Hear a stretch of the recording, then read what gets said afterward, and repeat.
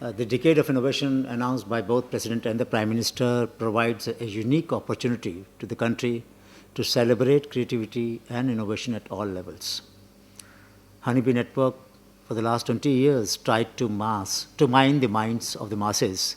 And 10 years ago, National Innovation Foundation has been organizing campaigns for the last 10 years to find creative people who may not be educated, who may not be professionally trained, but who have solved a lot of local problems through their own genius.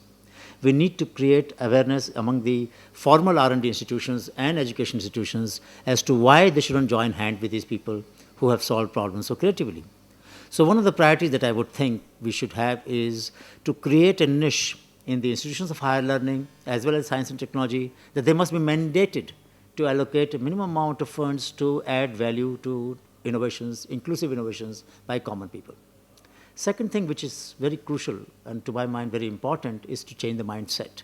And that will require that the education system, right from primary education onwards, must have pedagogic tools, pedagogic processes for children to be creative and innovative.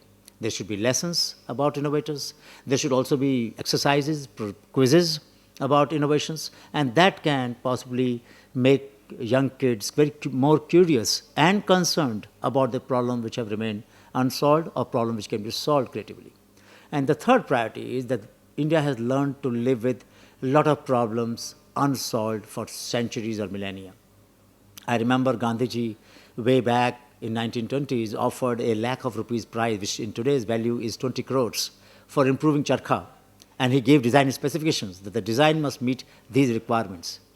We have not been able to set up such challenge awards, and I think the National Innovation Council today, having taken decision to set up these awards, as suggested by Dr. Mashelkar, will go a long way. This step will go a long way in disturbing the status quo mind that our society has learned or acquired or has lived with for such a long time, and nudge it to find answers to the problems that women who carry water on their head for hours and hours, or women who bring grass bundles from the hill slopes up and carry it in a back-bending posture, or women who transplant paddy.